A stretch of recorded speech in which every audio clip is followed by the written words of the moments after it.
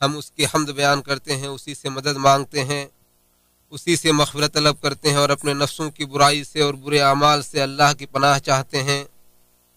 اللہ جسے ہدایت دے اسے کوئی گمراہ نہیں کر سکتا، اور وہ جسے گمراہ کر دے اسے کوئی ہدایت نہیں دے سکتا۔ اور میں گواہی دیتا ہوں کہ اللہ کے سوا کوئی سچا معبود نہیں، وہ اکیلا ہے، اس کا کوئی شریک نہیں۔ اور میں گواہی دیتا ہوں کہ ہمارے سردار اور نبی محمد صلی اللہ علیہ وسلم اس کے بندے اور رسول ہیں۔ درود و سلام نازل ہوں ان پر اور ان کے آل و اصحاب پر۔ ارشاد باری تعالی ہے، اے ایمان والو اللہ سے ڈرو جیسا اس سے ڈرنا چاہیے، اور دیکھو مرتے دم تک مسلمان ہی رہنا۔ اے لوگو اپنے اس رب سے ڈرو جس نے تمہیں ایک جان سے پیدا کیا اور اسی سے اس کی بیوی کو پیدا کیا، اور دونوں سے بہت سے مردوں اور عورتوں کو دنیا میں پھیلا دیا۔ اور اس اللہ سے ڈرو جس کا واسطہ دے کر تم ایک دوسرے سے مانگتے ہو، اور قطع رحمی سے بچو، بے شک اللہ تمہاری نگرانی کر رہا ہے۔ اے ایمان والو اللہ سے ڈرو اور درست بات کہا کرو، وہ تمہارے کاموں کی اصلاح کر دے گا اور تمہارے گناہوں کو معاف کر دے گا، اور جو اللہ اور اس کے رسول کی اطاعت کرے گا وہ یقیناً بڑی کامیابی سے سرفراز ہوگا۔ حمد و صلات کے بعد یقیناً سب سے سچی بات اللہ کی کتاب ہے، اور سب سے بہتر طریقہ ہمارے سردار محمد صلی اللہ علیہ وسلم کا طریقہ ہے، اور سب سے بری بات دین کے اندر نئی بات ایجاد کرنا ہے، اور ہر نئی بات بدعت ہے، اور ہر گمراہی کا ٹھکانہ جہنم ہے۔ اے مومنو، انسان کے اندر اللہ تعالی اس کے چھپے ہوئے دل، اور اس دل سے انسان کے اندر اللہ تعالی اس کے چھپے ہوئے دل اور اس دل سے صادر ہونے والی اچھائیوں اور برائیوں کو دیکھتا ہے، اور اسی سے میزان بھاری ہوتا ہے۔ ارشاد باری تعالی ہے، جس کی نیکیوں کے پلڑے بھاری ہوں گے وہ پسندیدہ زندگانی میں ہوگا، اور جس کے پلڑے ہلکے ہوں گے اس کا ٹھکانہ ہاویہ ہوگا۔ اور آپ کو کیا معلوم کہ وہ کیا ہے؟ وہ دہکتی ہوئی آگ ہے۔ اور جنت کو ہر متقی اپنے رب کی طرف رجوع کرنے والے اور حتی الامکان اللہ کی حدود کی حفاظت کرنے والے کے لیے قریب کر دیا جائے گا۔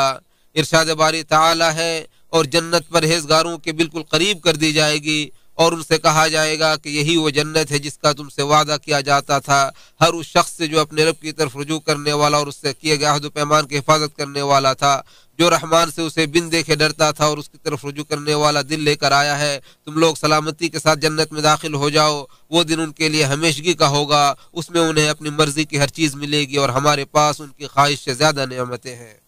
اور وہ زائد نعمت اللہ تعالیٰ کے چہرے وہ مبارک کو دیکھنے کی خوشخبری ہے، اور یہ خوشخبری انہی لوگوں کے لیے ہے جو قرآن کی پیروی کرتے ہیں اور رحمان سے ڈرتے ہیں۔ ارشاد باری تعالیٰ ہے، آپ اسی کو ڈرا سکتے ہیں جو قرآن کی پیروی کرتا ہے اور رحمان کو بن دیکھے اس سے ڈرتا ہے، بس آپ اسے گناہوں کی معافی اور بہت ہی عمدہ خوشخبری دے دیجئے۔ جو انسان غالب اور جاننے والی ذات کی نگرانی کے احساس اپنے اندر پیدا کرے گا، وہ ابراہیم خلیل علیہ السلام کی اس دعا کا مستحق ہوگا جس میں انہوں نے کہا تھا کہ اے میرے رب، مجھے علم و حکمت عطا کر، اور قیامت کے دن مجھے نیک لوگوں میں شامل کر دے، جس دن اللہ کے سوا جس دن نہ کوئی مال کام آئے گا اور نہ اولاد، سوائے اس آدمی کے جو گناہوں سے پاک دل لیا اللہ کے سامنے آئے گا، یعنی ایسا دل جو شہوتوں کی گندگی اور شبہات کی نجاست سے محفوظ ہو، اور جس نے اپنے دل کو اپنے رب کی حفاظت میں دے دیا ہو۔ رسول اللہ صلی اللہ علیہ وسلم نے فرمایا، یقیناً حلال واضح ہے اور حرام بھی واضح ہے، اور ان دونوں کے درمیان کچھ مشتبہ امور ہیں جنہیں بہت سارے لوگ نہیں جانتے ہیں، لہذا جو شخص مشتبہ چیزوں سے بچ گیا گویا اس نے اپنے دین اور اپنی آبرو کی حفاظت کر لی، اور جو شخص مشتبہ چیزوں میں واقع ہوا تو وہ حرام چیزوں میں بھی واقع ہوگا، جیسے وہ چرواہا جو اپنی بکریوں کو بادشاہ کی چراگاہ کے ارد گرد چراتا ہے، تو بہت ممکن ہے کہ وہ چراگاہ میں چلی جائیں۔ سن لو، یقیناً ہر بادشاہ کے لیے چراگاہ ہوتی ہے، سن لو اللہ کی چراگاہ اس کی حرام کردہ چیزیں ہیں، سن لو جسم کے اندر گوشت کا ایک لوتھڑا ہے، جب وہ درست ہوتا ہے تو پورا جسم درست رہتا ہے، اور جب اس میں خرابی پیدا ہوتی ہے تو پورا جسم خراب ہو جاتا ہے۔ سن لو وہ دل ہے۔ متفق علیہ۔ اللہ کی رحمت ہو اس بندے پر جو اپنے نفس کو پھٹکار لگاتا ہے، اس کو ملامت کرتا ہے اور اس پر لگام لگاتا ہے اور اسے اللہ کی کتاب کا پابند بناتا ہے، یہاں تک کہ وہ اس کا رہنما بن جاتا ہے، اور قرآن کی تلاوت سے اپنے دل کو منور کرتا ہے، اور یتیموں کی خبر گیری کر کے اور مسکینوں کو کھانا کھلا کر کے اپنے دل کو نرم کرتا ہے، اور مسلسل اللہ کے ذکر سے اسے روشن رکھتا ہے۔ اللہ کو جو یاد کرتا ہے تو اسے بھی یاد کیا جاتا ہے، اور جسے یاد کیا جاتا ہے اس کی آواز اہل آسمان کے درمیان جانی پہچانی اور معروف ہو جاتی ہے۔ ارشاد باری تعالی ہے، تم مجھے یاد کرو میں تمہیں یاد کروں گا، تم میرے شکر گزاری کرو اور میری نافرمانی نہ کرو۔ اے مومنو، ہر بندے کے چہرے میں دو آنکھیں ہوتی ہیں جن سے وہ دنیاوی امور کو دیکھتا ہے، اور دو آنکھیں اس کے دل میں ہوتی ہے جن سے وہ آخرت کے امور کو دیکھتا ہے۔ لہذا جب اللہ تعالیٰ کسی بندے کے ساتھ خیر خواہی کا ارادہ کرتا ہے تو اس کے دل کی آنکھوں کو کھول دیتا ہے، جن کے ذریعے وہ اللہ کے غیبی وعدوں کو دیکھ لیتا ہے اور غیبی چیزوں پر غیبی طور پر ایمان لاتا ہے، اور جب کسی کے ساتھ اس کے علاوہ کا ارادہ کرتا ہے تو اسے اس کی حالت پہ چھوڑ دیتا ہے۔ ارشاد باری تعالی ہے، کیا وہ لوگ قرآن میں غور و فکر نہیں کرتے یا ان کے دلوں پر تالے پڑے ہوئے ہیں؟ دلوں پر تالے پڑنے کا مطلب یہ ہے کہ وہ غفلت میں پڑے ہوئے ہیں اور اپنے رب کی طرف مائل ہونے کے اسباب سے خالی ہیں۔ تو بھلا ایسا دل جو اللہ کو چھوڑ کر دنیا کی محبت میں گرفتار ہے، اس کے لیے کیسے ممکن ہے کہ وہ ملکوتی دنیا کی سیر کرے اور پھر اپنے مالک کی طرف لوٹ کر اسے روشن فوائد سے آگاہ کرے؟ اور کوئی دل کیسے دنیا کی محبت سے خالی ہو سکتی ہے جبکہ اس کی آنکھیں لوگوں کی زینت کو دیکھ رہی ہوتی ہیں اور کان ان کی رنگین باتوں کو سن رہے ہوتے ہیں؟ نتیجتاً انسان کا دل بھی اس حکمت سے خالی ہو جاتا ہے جو نور کی روشنائی سے دل کے قرطاش پر منقوش ہوتی ہے، اور جب انسان کا دل حکمت سے خالی ہو جاتا ہے تو اس پر جہالت غالب آ جاتی ہے، پھر اس پر موت طاری ہو جاتی ہے، اور پھر ایسے دل والا انسان چوپائے کے مانند ہو جاتا ہے جو آنکھ بھر کر سوتا ہے، پیٹ بھر کر کھاتا ہے، منہ پھاڑ کر ہنستا ہے، دن بھر میں گدھے کی طرح محنت کرتا ہے اور رات کو لہو و لعب میں مصروف رہتا ہے۔ ارشاد باری تعالی ہے، بہت سے ایسے جن اور انسان ہیں جنہیں ہم نے جہنم کے لیے ہی پیدا کیا ہے، ان کے پاس دل تو ہے مگر وہ حق کو سمجھتے نہیں، آنکھیں ہیں لیکن اس سے دیکھتے نہیں، کان ہیں لیکن ان سے سنتے نہیں۔ ایسے لوگ چوپایوں کی طرح ہیں، بلکہ ان سے بھی گئے گزرے ہیں، اور یہی لوگ غفلت میں پڑے ہوئے ہیں۔ اور غافل لوگ دراصل جھوٹے ہوتے ہیں جن کے کسی قول یا فعل کی تصدیق نہیں کی جاتی ہے، اور نہ ہی ان کے اندر اللہ کی طرف رجوع کرنے کا کوئی توجہ ہوتا ہے۔ ارشاد باری تعالی ہے، اور ان میں سے کچھ ایسے ہیں جنہوں نے اللہ سے عہد کیا تھا کہ اگر اللہ ہمیں اپنی مہربانی سے مال و دولت عطا کرے گا تو ہم ضرور صدقہ کریں گے اور نیک بندے بن جائیں گے۔ پھر جب اللہ نے اپنی مہربانی سے مال عطا کر دیا تو بخل کرنے لگے اور کمال بے اعتنائی سے اپنے عہد سے پھر گئے، جس کے نتیجے میں اللہ نے ان کے دلوں میں اس دن تک کے لیے نفاق ڈال دیا جس دن وہ اس سے ملیں گے، اور اس کی وجہ یہ ہے کہ انہوں نے اللہ سے جو وعدہ کیا تھا اس کی خلاف ورزی کی، اور اس لیے بھی کہ وہ جھوٹ بولا کرتے تھے۔ کیا انہیں نہیں معلوم کہ اللہ ان کے مخفی راز اور سرگوشیوں تک کو جانتا ہے، اور یہ بھی کہ اللہ غیب کی سب باتوں کو خوب جانتا ہے؟ ان کے جھوٹ کی وجہ سے ان کے لیے بھلائی کے راستے بند ہو گئے۔ ارشاد باری تعالی ہے، اللہ نے ان کے دلوں اور کانوں پر مہر لگا دی اور ان کے آنکھوں پر پردہ ڈال دیا، اور ان کے لیے بہت بڑا عذاب ہے۔ اور لوگوں میں سے کچھ ایسے بھی ہیں جو زبان سے تو کہتے ہیں کہ ہم اللہ پر اور آخرت کے دن پر ایمان لائے ہیں، حالانکہ وہ مومن نہیں ہے۔ وہ اللہ تعالیٰ اور ایمان والوں کو دھوکہ دیتے ہیں، لیکن دراصل وہ خود اپنے آپ کو دھوکہ دے رہے ہیں مگر سمجھتے نہیں۔ ان کے دلوں میں نفاق کی بیماری ہے، اور اللہ تعالیٰ نے ان کی بیماری میں مزید اضافہ کر دیا، اور ان کے جھوٹ کی وجہ سے ان کے لیے دردناک عذاب ہے۔ اور جس دل پر مہر لگی ہوئی ہو بھلا وہ کیسے دیکھ سکتی ہے؟ ارشاد باری تعالی ہے، حقیقت یہ ہے کہ آنکھیں اندھی نہیں ہوتی مگر دل اندھے ہو جاتے ہیں جو سینوں میں ہے، اور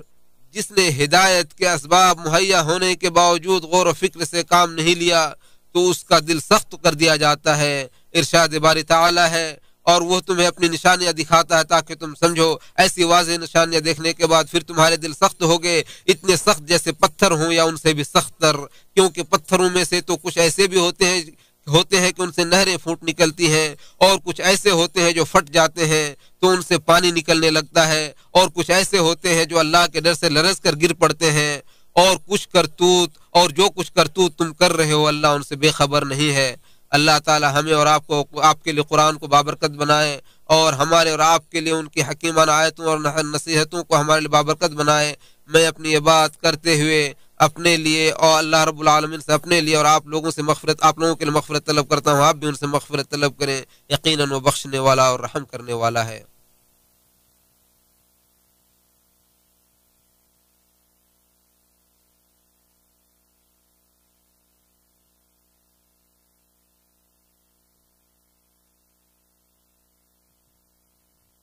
یقیناً تمام تعریفیں اللہ کے لیے ہیں، بہت زیادہ اور پاکیزہ تعریف اسی کے لیے ہیں،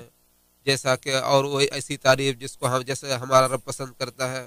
اور بہت زیادہ درود و سلام نازل و ہمارے سب سے بہترین مخلوق محمد بن عبداللہ صلی اللہ علیہ وسلم پر اور ان کے تمام آل و اصحاب پر۔ اے لوگوں جو ایمان لائے ہو، اللہ سے ڈرو،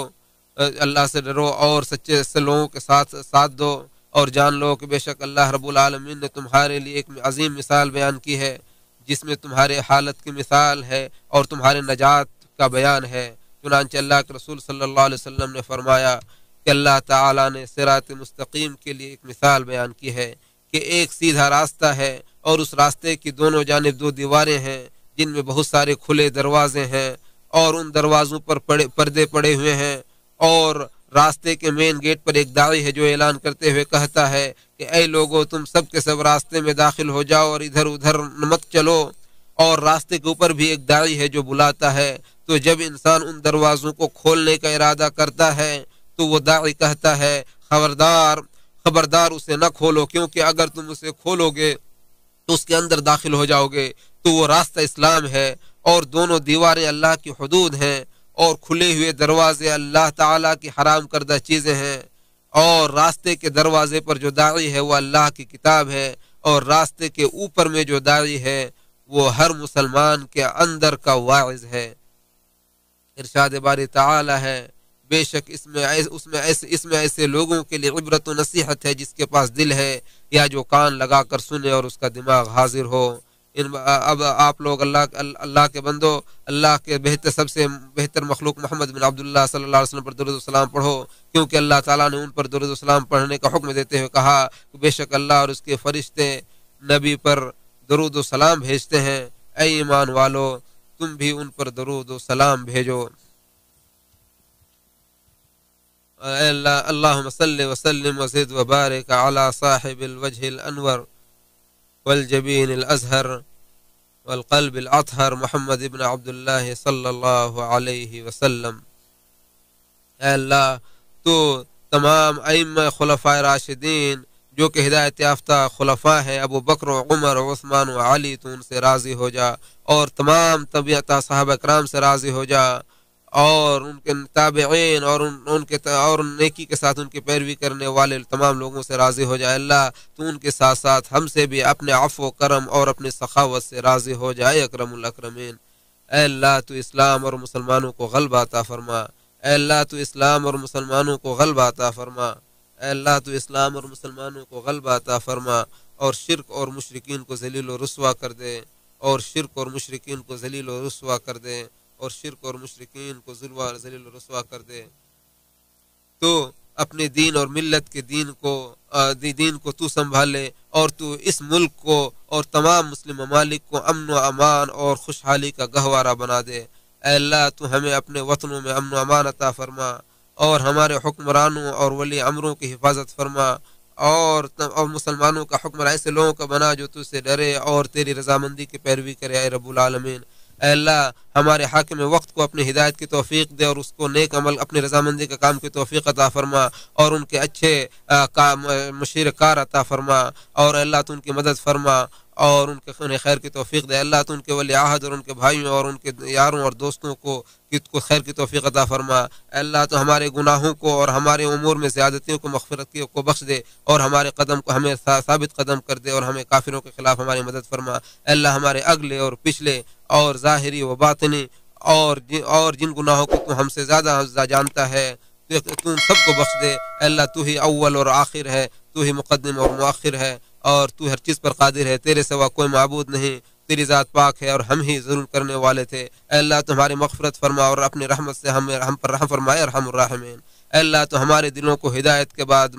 ٹیڑھا مت کر دینا۔ اے اللہ تو ہدایت دینے کے بعد ہمارے دلوں کو ٹیڑھا مت کر دینا، اور اپنی طرف سے ہم پر رحم فرما، یقیناً تو بہت زیادہ عطا کرنے والا ہے۔ اے اللہ تو ہمارے دلوں اور ہمارے اعمال کو پاک کر دے۔ اے اللہ تو ہمارے دلوں اور اعمال کو پاک کر دے۔ اے اللہ تو ہمارے دلوں کو اور اعمال کو پاک کر دے۔ اے اللہ تو ہمیں اپنے ہدایت کی توفیق فرما اور اپنے رضامندی کے کام کی توفیق عطا فرما۔ اے اللہ تو ہمیں دنیا میں بھلائی عطا فرما اور آخرت میں بھلائی عطا فرما، اور ہمیں جہنم کے عذاب سے محفوظ فرما۔ اے اللہ تو اگر ہم بھول جائیں تو ہمارے مواخذہ نہ فرما۔ اے اللہ تو ہمیں